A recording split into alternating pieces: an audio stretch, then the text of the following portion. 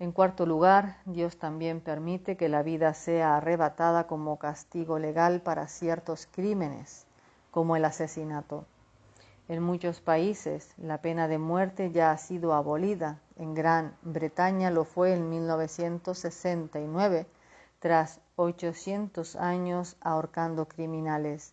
Cualquiera que sea el punto de vista que tenga la sociedad sobre la pena capital, está claro que era parte de la ley de Dios para el asesinato.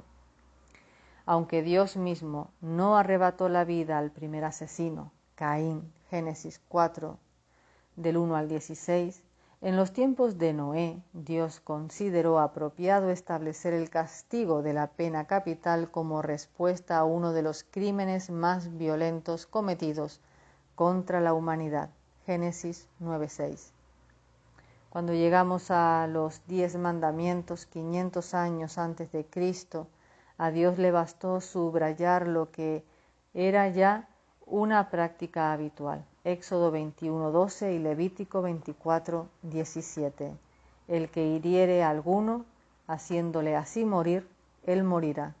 De manera similar, en Romanos 13:4, Pablo defiende el derecho de las autoridades superiores a ejercer la pena capital al referirse al hecho de que no en vano lleva la espada, una frase que afirma el derecho a ejecutar. Es precisamente porque Dios tiene en consideración la vida humana como algo sagrado, por lo que exige la pena más elevada para los que menosprecian en los demás la imagen y semejanza de Dios. Volviendo atrás su mirada a principios de los años 60, cuando el debate abolicionista estaba en su apogeo, George Gale, el director del periódico El Espectador, comentó: estar en contra de la pena de muerte era la moda, lo más normal, bueno y decente que se podía hacer. Ninguno de mis amigos y conocidos dudaba de ello. Todos nosotros éramos gente civilizada y sensata. Solo diferían los ignorantes y los criminales. Y la policía, 20 años más tarde, había cambiado de opinión por completo. La mayor parte del debate se basó en las emociones y se fundamentó en sonados errores judiciales. Nada de ello se refería al plan del Creador. Cualquier otra cosa que digamos sobre la pena capital, su principio no puede ser erróneo, puesto que Dios mismo la instituyó. Es más, no se nos debe pasar por la cabeza que seamos más morales que Dios. Por otro lado, tampoco puede estar mal abolirla. Después de todo, en el Antiguo Testamento había otros muchos crímenes punibles con la pena de muerte: el maltrato de los padres por parte de los hijos, el secuestro, la negligencia criminal, la hechicería, la idolatría, las ofensas de índole sexual, la blasfemia y la falsa profecía. Pocos defenderían la reinstauración de la pena de muerte para estos pecados. Comparemos esta lista con el hecho de que a finales del siglo XVIII había en Gran Bretaña 350 crímenes merecedores de la pena de muerte, y llegaremos a la conclusión de que Israel 3500 años antes era mucho más civilizada. El hecho de que hoy en día no insistamos en la pena de muerte para estos crímenes no es porque las leyes del Antiguo Testamento fueran demasiado severas e incivilizadas, no lo eran, sino porque, como ya hemos visto, la gracia suaviza el rigor de la ley. El ejemplo más claro de esto es la respuesta de nuestro Señor ante la mujer que fue encontrada en adulterio, Juan 8.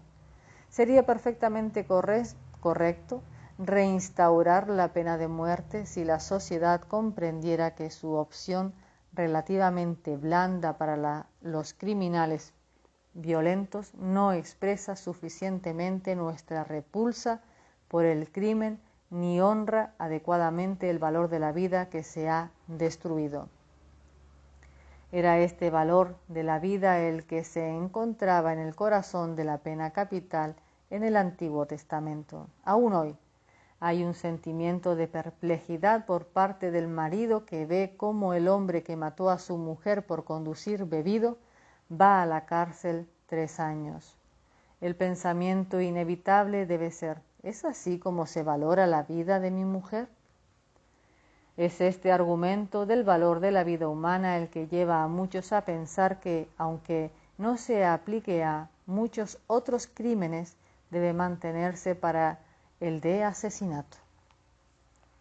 De todas formas, en el asunto de la pena capital, Dios hace 2 salvedades.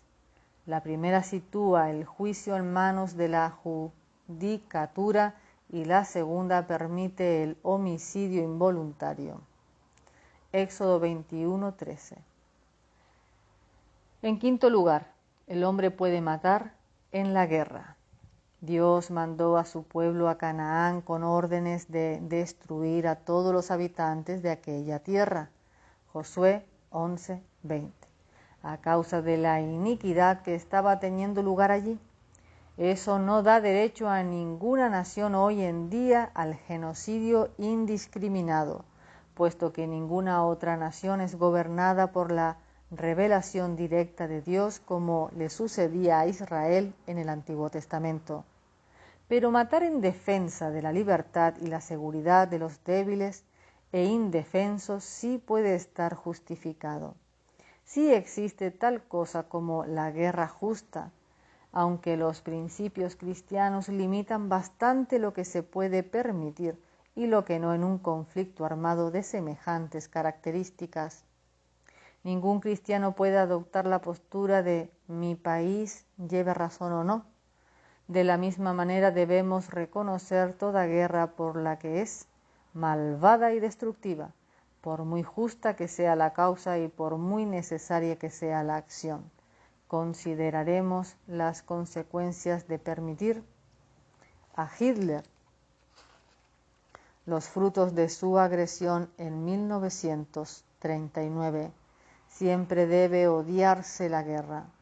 Por otro lado, el pacifismo no es una alternativa bíblica.